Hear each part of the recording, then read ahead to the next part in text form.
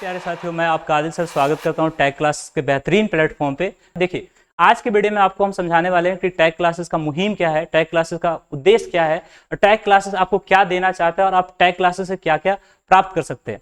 देखिए, घर बैठे आप चाहें तो टैग क्लासेस के प्लेटफॉर्म से जुड़कर अपने लिए एक वर्दी सुनिश्चित कर सकते हैं, अपने लिए एक सरकारी नौकरी सुनिश्चित कर सकते हैं, अपने जीवन को और बेहतर कर सकते हैं। ठीक है, तो टैग क्लासेस का जो प्लेटफॉर्म है, इसमें बहुत ही अच्छे अच्छे फैकल्टी जुड़े हुए हैं, अच्छे अच्छे सब्जेक्ट के साथ सभी सब्जेक्ट के अलग अलग फैकल्टी जुड़े हुए हैं और सभी एक अपने लंबे अनुभव को आपके साथ साझा करेंगे, जिससे आपकी तैयारी और आसान हो जाएगी। ठीक है, तो अब जो हमारा इसमें साथ रहेगा आपके साथ, वो रीजनिंग सब्जेक्ट के लिए रहेगा कि रीजनिंग को हम पढ़ाएंगे, जिससे आप अपने एग्जाम में ज्यादा से ज्यादा स्कोर कर पाएंगे और ज्यादा से ज्यादा क्वेश्चंस को बना पाएंगे, अच्छे मार्क्स को प्राप्त कर पाएंगे, जिसके कारण आपका मेरिट नहीं छूटेगा, ज्यादा से ज्यादा आप अपने सब्जेक्ट में ज्यादा से ज्यादा स्कोर कर पाएंगे। ठीक है ना।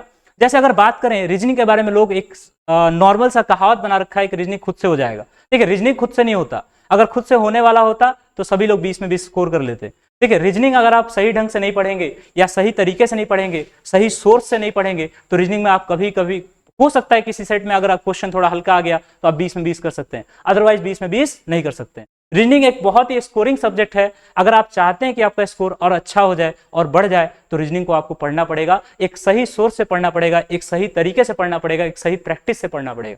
और ये सभी चीजों को आपको कहीं और ढूंढने की आवश्यकता नहीं है। टैग क्लासेस का जो प्लेटफॉर्म है, वो आपके लिए बिल्कुल निश्चित जगह है, एक निश्चित प्लेटफॉर्म है, जहां से आप अपनी तैयारी को और बेहतर कर सकते हैं। ठीक है ना।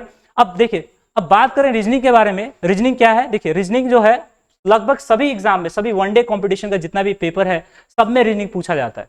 जैसे अगर बात कर ले हम लोग बिहार एसएससी की, अभी जो 12th का फॉर्म भराया हुआ है, इसमें देखा जाए तो 50 का रीजनिंग है।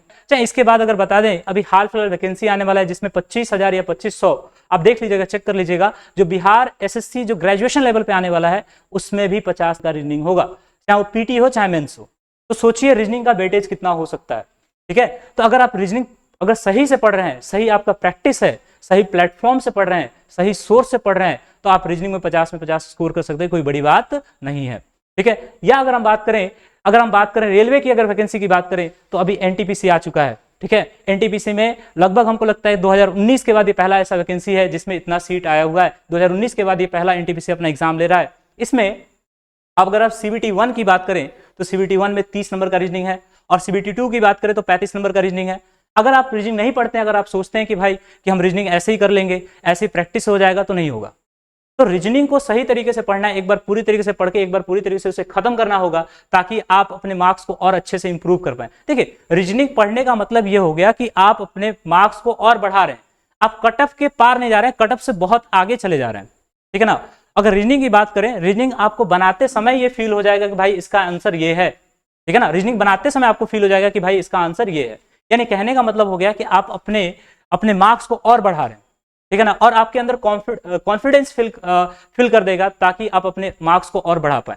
ठीक है ना।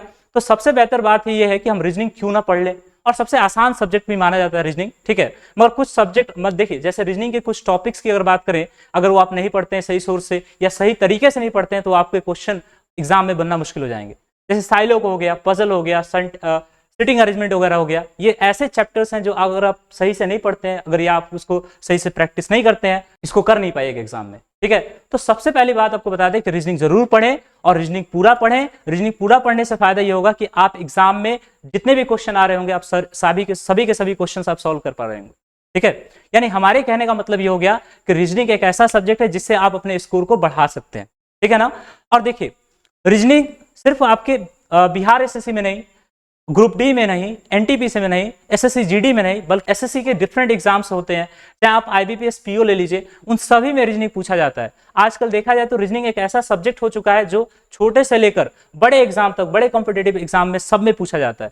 तो क्यों ना हम रीजनिंग को पढ़ लेंगे, क्यों ना रीजनिंग को पढ़ के एक ऐसा कर लेंगे कि उसमें हमारा 20 में से 20 आ रहा होगा। जैसे अभी जीडी का वैकेंसी आया हुआ है, फॉर्म भरा रहा है, सभी लोग फॉर्म फिल कर रहे हैं, क्यों ना इस तरीके से रीजनिंग पढ़ लेंगे कि 20 में 20 हमारा हो जाए और हम मेरिट से न छटे, है ना। जैसे मान के चलिए, आप अगर रिटन में अगर अच्छा मार्क्स आप स्कोर करते हैं, अगर आपको फिजिकल में थोड़ा बहुत भी कम भी होता है, तो आपका मेरिट अच्छा बन जाएगा, है ना।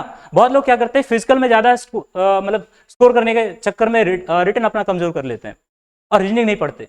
बहुत लोग तो ये भी सुनने में आता है कि भाई हम रीजनिंग ऐसे कर लेंगे ऐसे कर लेंगे, नहीं होगा। आपको रीजनिंग सही से पढ़ना पड़ेगा, सही जगह से पढ़ना पड़ेगा, सही प्लेटफॉर्म से पढ़ना पड़ेगा। ठीक है, तो कहने का मतलब ये हो गया कि रीजनिंग पढ़ने से आपका पूरा जो ये है क्या कहते हैं उसे ग्राफ, आपका मार्क्स का ग्राफ है वो आप अचानक से बढ़ जाएगा, है ना। और रीजनिंग एक ऐसा सब्जेक्ट है जिसमें स्कोर करना बहुत ही आसान है। अब देखिए, सबसे पहले आपको बता दें कि आपको ये कॉन्फिडेंस हो जाना चाहिए जिससे आप पढ़ रहे हैं उसने कितने एग्जाम्स क्वालिफाई किए हुए हैं, ठीक है ना। जिससे आप पढ़ रहे हैं आपके अंदर ये कॉन्फिडेंस आ जाएगा कि जो इंसान हमको पढ़ा रहा है वो उसने कितने एग्जाम्स क्वालिफाई किए हैं।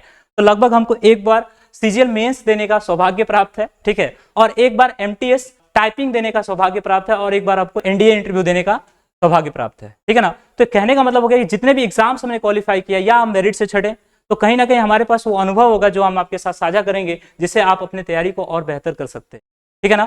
टैग क्लासेस प्लेटफॉर्म का एक ही नारा है कि हर घर वर्दी पहुंचाना है, ठीक है, हर घर वर्दी पहुंचाना है, हर माँ बाप के दुख को दूर करना है, ठीक है।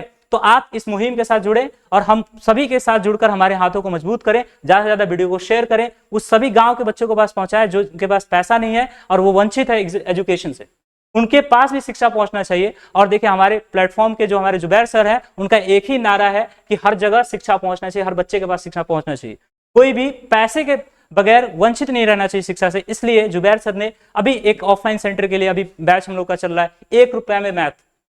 तो हम लोग के प्लेटफॉर्म का यही नारा है कि हर जगह आपके पास क्या शिक्षा पहुंचनी चाहिए, सभी के लिए शिक्षा होना चाहिए, सभी के लिए शिक्षा आसान होना चाहिए, ठीक है। इन्हीं बातों के साथ अपने परिचय को समाप्त करेंगे, ठीक है। आप लोग ज्यादा से ज्यादा चैनल को सब्सक्राइब करें, ज्यादा से ज्यादा चैनल को शेयर करें।